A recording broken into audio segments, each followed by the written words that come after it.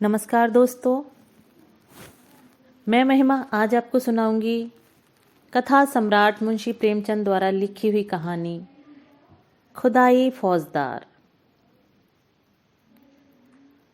सेठ नानक चंद को आज फिर वही लिफाफा मिला और वही लिखावट सामने आई तो उनका चेहरा पीला पड़ गया।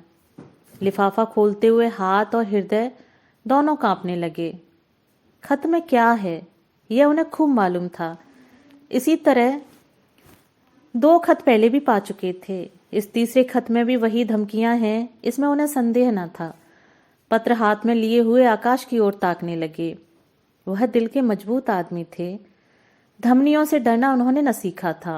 मुर्दों से भी अपनी रकम वसूल कर लेते थे। दया या उपकार जैसी मानवीय दुर्बलताएं उन्हें छू भी न गई थीं।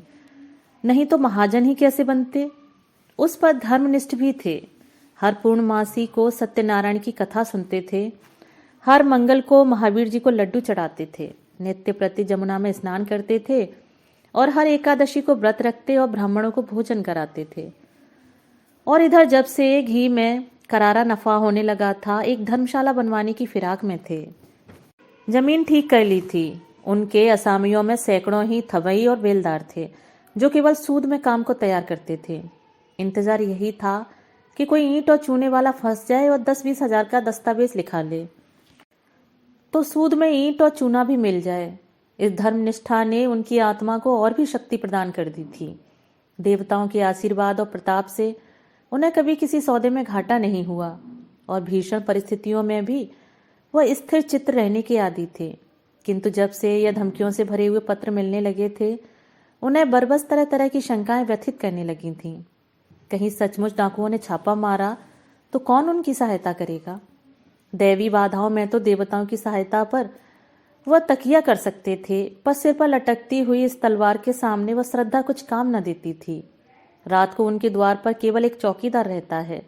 अगर 10-20 हथियारबंद आदमी आ जाएं तो वह अकेला क्या कर सकता है। शायद उनकी आहट पाते ही भाग खड़ा हो। पड़ोसियों में ऐसा कोई नजर नहीं आता जो इस संकट में काम आवे। यद्यपि सभी उनके आसामी थे या रह चुके थे, लेकिन यह एहसान फरामोशों का संप्रदाय है। जिस पत्तल में खाता है उसी में छेद करता है। जिसके द्वार पर अवसर पड़ने पर नाक रगड़ता है उसी का दुश्मन भी हो जाता है। इनसे कोई आशा नहीं। हाँ, किवाड़ सुदृढ़ हैं, उन्हें तोड़ना आसान नहीं। फिर अंदर का दरवाजा भी तो है। 100 आदमी लग जाएं तो हिला भी न पाएं और किसी ओर से हमले का खटका नहीं। इतनी ऊंची सपाट दीवार पर कोई क्या खा के चढ़ेगा। फिर उनके पास राइफलें भी तो हैं। एक राइफल से वह दर्जनों आदमियों को भून कर रख देंगे। मगर इतने प्रतिबंधों के होते हुए भी उनके मन में एक हुक सी समाई रहती थी। कौन जाने चौकीदार भी उन्हीं में मिल गया हो। खिदमतगार भी आस्तीन के सांप हो गए हैं। इसलिए वह अब बहुधा अंदर ही रहते थे और जब तक मिलने वालों का पता ठिकाना न पूछ लें उनसे मिलते न थे। फिर भी 2-4 घंटे तो चौपाल में बैठने ही पड़ते थे, नहीं तो सारा कारोबार मिट्टी में मिल जाता। जितनी देर बाहर रहते थे उनके प्राण जैसे सूली पर टंगे रहते थे। उधर उनके मिजाज में बड़ी तब्दीली हो गई थी। इतने विनम्र और मिष्टभाषी वह कभी न थे। गालियां तो क्या, किसी से तू तकार भी न करते। सूद की दर भी कुछ घटा दी थी, लेकिन फिर भी चित्त को शांति न मिलती थी। आखिर कई मिनट तक दिल को मजबूत करने के बाद उन्होंने पत्र खोला और जैसे गोली लग गई। सिर में चक्कर आ गया और सारी चीजें नाचती हुई मालूम हुई। सांस फूलने लगी, आंखें फैल गईं। लिखा था, तुमने हमारे दोनों पत्रों पर कुछ भी ध्यान न दिया। शायद तुम समझते होगे कि पुलिस तुम्हारी रक्षा करेगी, लेकिन यह तुम्हारा भ्रम है। पुलिस उस वक्त आएगी जब हम अपना काम करके 100 कोस निकल गए होंगे। तुम्हारी अक्ल पर पत्थर पड़ गया है। इसमें हमारा कोई दोष नहीं। हम तुमसे सिर्फ 25,000 रुपये मांगते हैं। इतने रुपए दे देना तुम्हारे लिए कुछ भी मुश्किल नहीं। हमें पता है कि तुम्हारे पास 1 लाख की मोहरें रखी हुई हैं, लेकिन विनाश काले विपरीत बुद्धि। अब हम तुम्हें और ज्यादा ना समझाएंगे। तुमको समझाने की चेष्टा करना ही व्यर्थ है। आज शाम तक अगर रुपए ना आ गए तो रात को तुम्हारे ऊपर धावा होगा। अपनी हिफाजत के लिए जिसे चाहो बुला लो। जितने आदमियों हथियार जमा करना चाहो जमा कर लो। हम ललकार कर आएंगे और दिन दहाड़े आएंगे। हम चोर नहीं हैं, हम वीर हैं और हमारा विश्वास बाहुबल में है। हम जानते हैं कि लक्ष्मी उसी के गले में जयमाल डालती है जो धनुष तोड़ सकता है, मछली को बेच सकता है। सेठ ने तुरंत वही खाते बंद कर दिए और रोकड़ संभालकर तिजोरी में रख दी और सामने का द्वार भीतर से बंद करके मरे हुए से केसर के पास आकर बोले, आज फिर वही खत आया केसर, अब आज ही आ रहे हैं। केसर दोहरे बदन की स्त्री थी, यौवन बीत जाने पर भी युवती, शौक सिंगार में लिप्त रहने वाली, उस फलहीन वृक्ष की तरह जो पतझड़ में भी हरी भरी पत्तियों से लदा रहता है। संतान की विफल कामना में जीवन का बड़ा भाग बिता चुकने के बाद अब उसे अपनी संचित माया को भोगने की धुन सवार रहती थी। मालूम नहीं कब आंखें बंद हो जाएं, फिर यह थाती किसके हाथ लगेगी कौन जाने। इसलिए उसे सबसे अधिक भय बीमारी का था, जिसे वह मौत का पैगाम समझती थी और नित्य ही कोई न कोई दवा खाती रहती थी। काया के इस वस्त्र को उस समय तक उतारना न चाहती थी जब तक उसमें एक तार भी बाकी रहे। बाल बच्चे होते तो वह मृत्यु का स्वागत करती, लेकिन अब तो उसके जीवन ही के साथ अंत था, फिर क्यों न वह अधिक से अधिक समय तक जिए। हाँ, वह जीवन निरानंद अवश्य था, उस मधुर ग्रास की भांति जिसे हम इसलिए खा जाते हैं कि रखे रखे सड़ जाएगा। उसने घबराकर कहा, मैं तुमसे कब से कह रही हूं कि 2-4 महीने के लिए यहां से कहीं भाग चलो, लेकिन तुम सुनते ही नहीं। आखिर क्या करने पर तुले हुए हो। सेठ जी सशंक तो थे और यह स्वाभाविक था, ऐसी दशा में कौन शांत रह सकता था, लेकिन वह कायर नहीं थे। उन्हें अब भी विश्वास था कि अगर कोई संकट आ पड़े तो वह पीछे एक कदम न हटाएंगे। जो कुछ कमजोरी आ गई थी वह संकट को सिर पर मंडराते देखकर भाग गई थी। हिरन भी तो भागने की राह न पाकर शिकारी पर चोट कर बैठता है। कभी कभी नहीं, अक्सर संकट पड़ने पर ही आदमी के जौहर खुलते हैं।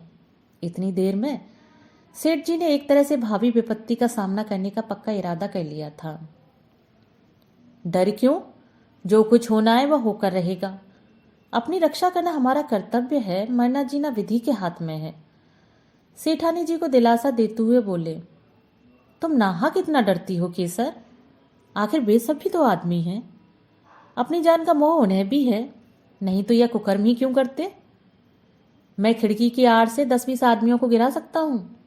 पुलिस को इत्तला भी देने जा रहा हूं। पुलिस का कर्तव्य है कि हमारी रक्षा करे। हम 10,000 सालाना टैक्स देते हैं, किस लिए। मैं अभी दरोगा जी के पास जाता हूं। जब सरकार हमसे टैक्स लेती है तो हमारी मदद करना उसका धर्म हो जाता है। राजनीति का यह तत्व उसकी समझ में नहीं आया। वह तो किसी तरह उस भय से मुक्त होना चाहती थी जो उसके दिल में सांप की भांति बैठा फुफकार रहा था। पुलिस का उसे जो अनुभव था उससे चित्त को संतोष न होता था। बोली, पुलिस वालों को बहुत देख चुकी, वारदात के समय तो उनकी सूरत नहीं दिखाई देती, और जब वारदात हो चुकती है तब अलबत्ता शान के साथ आकर रौब जमाने लगते हैं। पुलिस तो सरकार का राज चला रही है, तुम क्या जानो। मैं तो कहती हूँ अगर कल वारदात होने वाली होगी तो पुलिस को खबर देने से आज ही हो जाएगी। लूट के माल में इनका भी तो साझा होता है। जानता हूँ, देख चुका हूँ और रोज देखता हूँ, लेकिन मैं सरकार को 10,000 का सालाना टैक्स देता हूँ। पुलिस वालों का आदर सत्कार भी करता रहता हूँ। अभी जाड़ों में सुपरिटेंडेंट साहब आए थे तो मैंने कितनी रसद पहुंचाई थी। एक पूरा कनस्तर घी और एक शक्कर की पूरी बोरी भेज दी थी। यह सब खाना पिलाना किस दिन काम आएगा। हाँ, आदमी को 16 आने दूसरों के भरोसे नहीं बैठना चाहिए। इसलिए मैंने सोचा है तुम्हें भी बंदूक चलाना सिखा दूं। हम दोनों बंदूकें छोड़ना शुरू करेंगे तो डाकुओं की क्या मजाल है कि अंदर कदम रख सकें।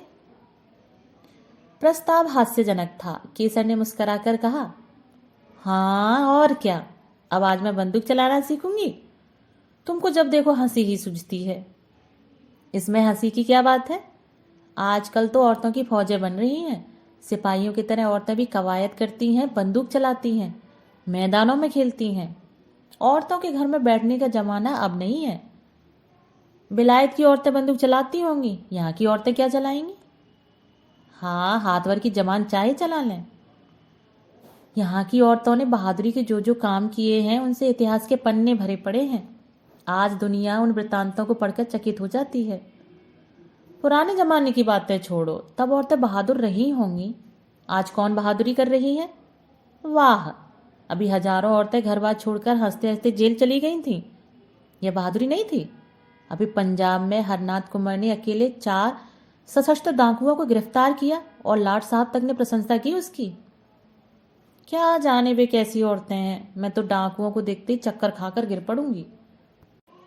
उसी वक्त नौकर ने आकर कहा, सरकार, थाने से 4 कांस्टेबल आए हैं, आपको बुला रहे हैं।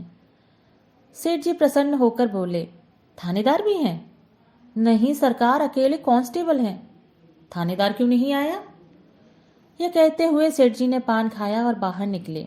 सेठ जी को देखते ही चारों कांस्टेबलों ने झुककर सलाम किया, बिल्कुल अंग्रेजी कायदे से, मानो अपने किसी अफसर को सैल्यूट कर रहे हों। सेठ जी ने उन्हें बेंचों पर बिठाया और बोले, दरोगा जी का मिजाज तो अच्छा है, मैं तो उनके पास ही आने वाला था। चारों में जो सबसे प्रौढ़ था, जिसकी आस्तीन पर कई बिल्ले लगे हुए थे, बोला, आप क्यों तकलीफ करते हैं, वो तो खुद ही आ रहे थे, पर एक बड़ी जरूरी तहकीकात आ गई इसलिए रुक गए, कल मिलेंगे आपसे। जब से यहाँ डाकुओं की खबरें आई हैं, बेचारे बहुत घबराए हुए हैं। आपकी तरफ हमेशा उनका ध्यान रहता है। कई बार कह चुके हैं कि मुझे तो सबसे ज्यादा फिक्र सेठ जी की है। गुमनाम खत तो आपके पास भी आए होंगे। सेठ जी ने लापरवाही दिखाकर कहा, जी ऐसी चिट्ठियां तो आती ही रहती हैं, इनकी कौन परवाह करता है। मेरे पास तो 3 खत आ चुके हैं, मैंने तो किसी से जिक्र भी नहीं किया। कांस्टेबल हंसा, दरोगा जी को खबर मिली थी सच? हाँ साहब, रत्ती रत्ती खबर मिलती रहती है। यहां तक मालूम हुआ है कि कल आपके मकान पर उनका धावा होने वाला है। जभी तो आज दरोगा जी ने मुझे आपकी खिदमत में भेजा। मगर वहां कैसे खबर पहुंची? मैंने तो किसी से कुछ कहा भी नहीं। कांस्टेबल ने रहस्यमय भाव से कहा, हुजूर यह न पूछें, इलाके के सबसे बड़े सेठ के पास ऐसे खत आए और पुलिस को खबर ना हो, भला कोई बात है। फिर ऊपर से बराबर ताकीद आती रहती है कि सेठ जी को शिकायत का कोई मौका न दिया जाए। सुपरिटेंडेंट साहब की खास ताकीद है आपके लिए। और हुजूर, सरकार भी तो आप ही के बूते पर चलती है।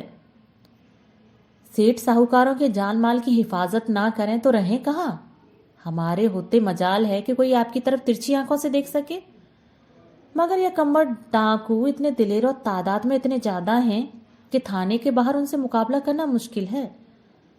दरोगा जी गारत मांगने की बात सोच रहे थे, मगर ये हत्यारे कहीं एक जगह तो रहते नहीं। आज यहाँ हैं तो कल यहाँ से 2 कोस दूर। गारत मंगाकर ही क्या किया जाए?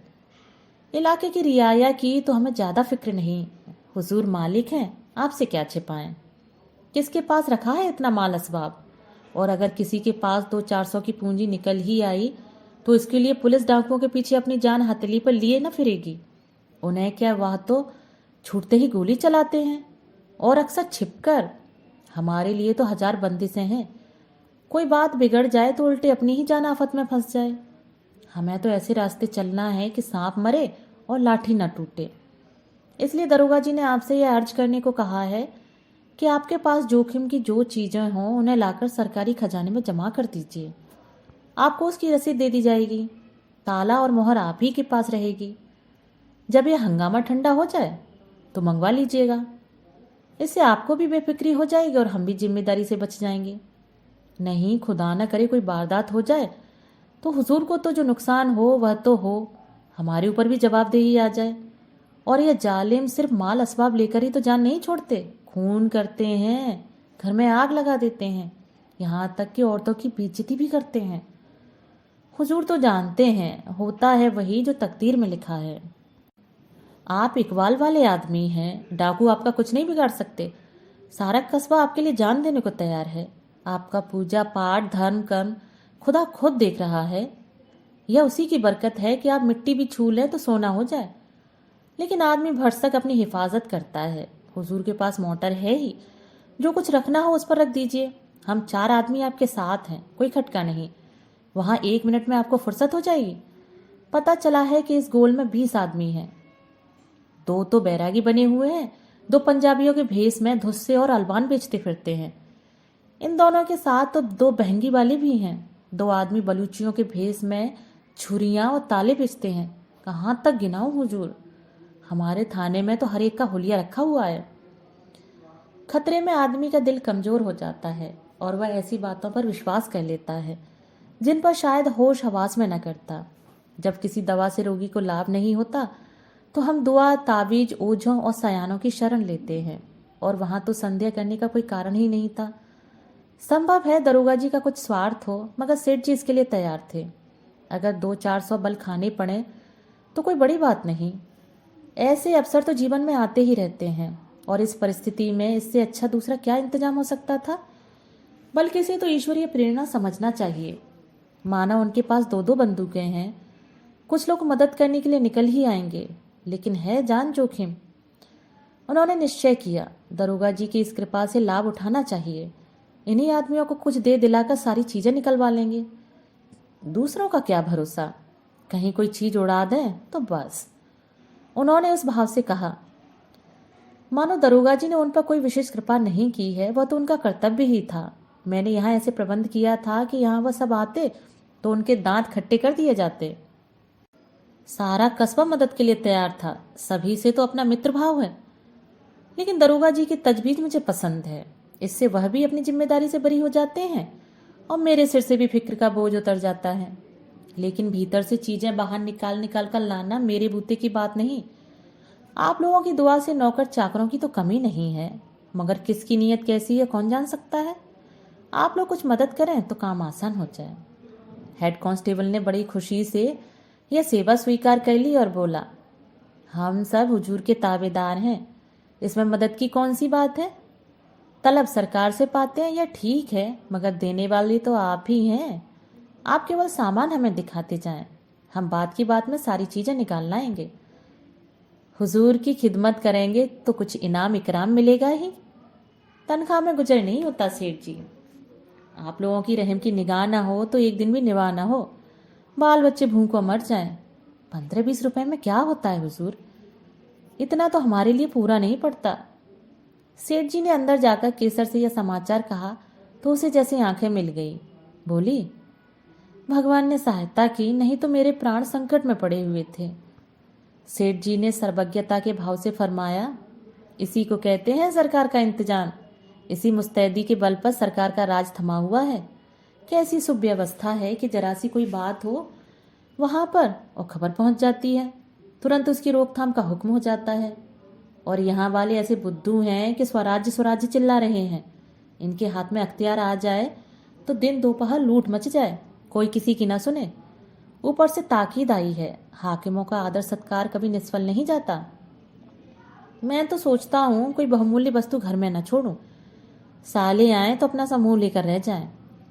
केसर ने मन ही मन प्रसन्न होकर कहा और कुंजी उनके सामने फेंक दी।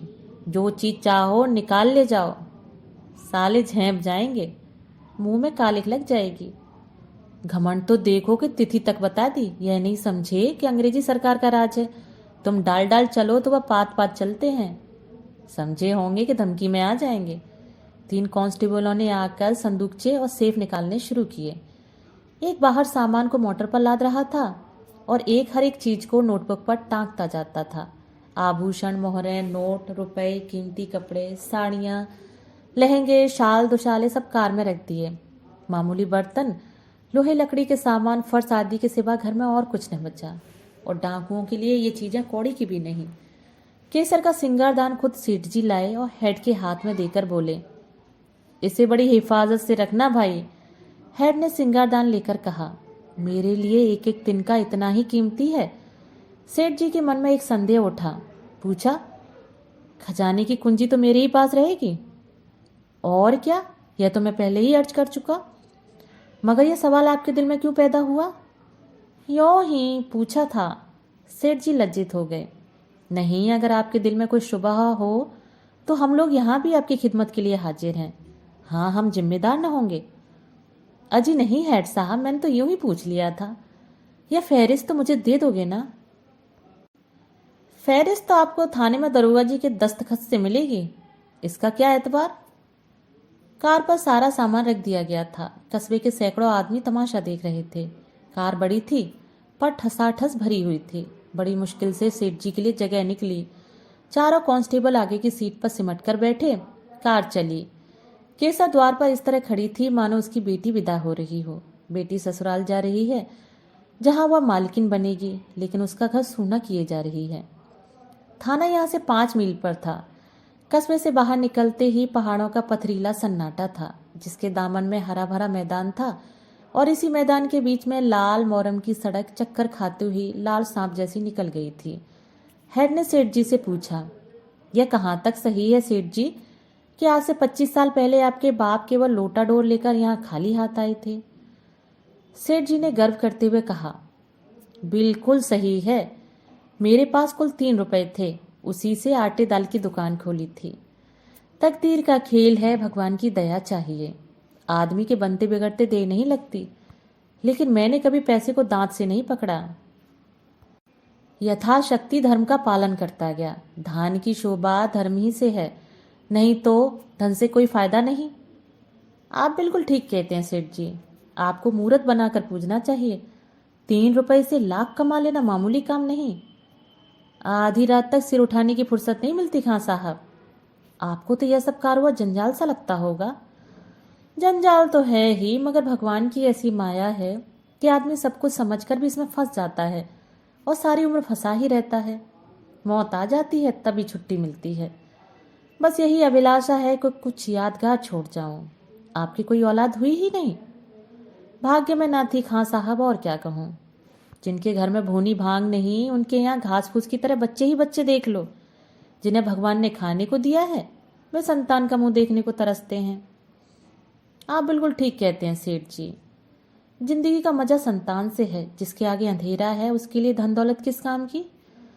ईश्वर की यही इच्छा है तो आदमी क्या करे। मेरा बस चलता तो माया जाल से निकल भागता खां साहब।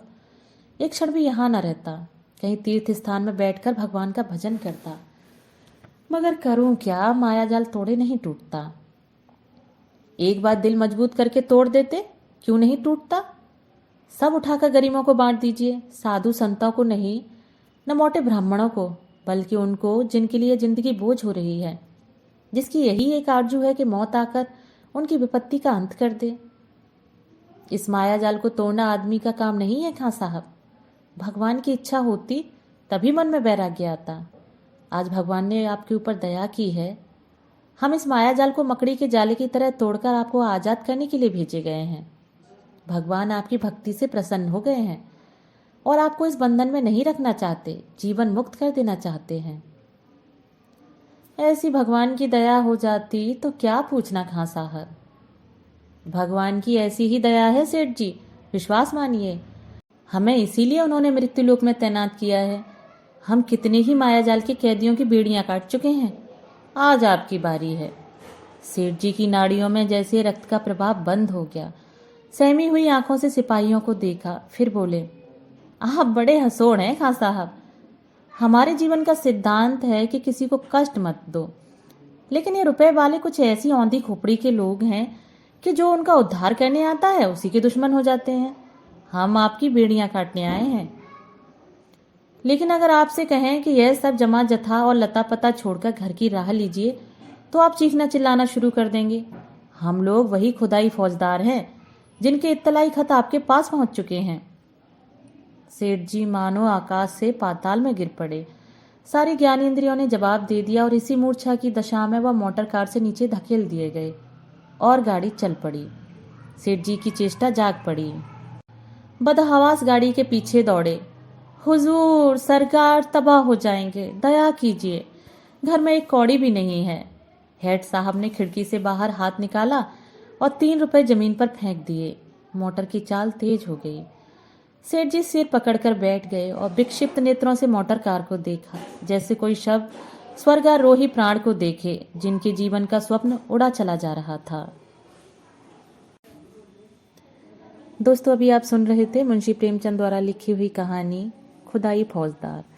दोस्तों, अगर कहानी पसंद आई हो तो चैनल को लाइक, शेयर और सब्सक्राइब जरूर कीजिएगा और अपने सुझाव मुझे कमेंट बॉक्स में साझा कीजिएगा। धन्यवाद।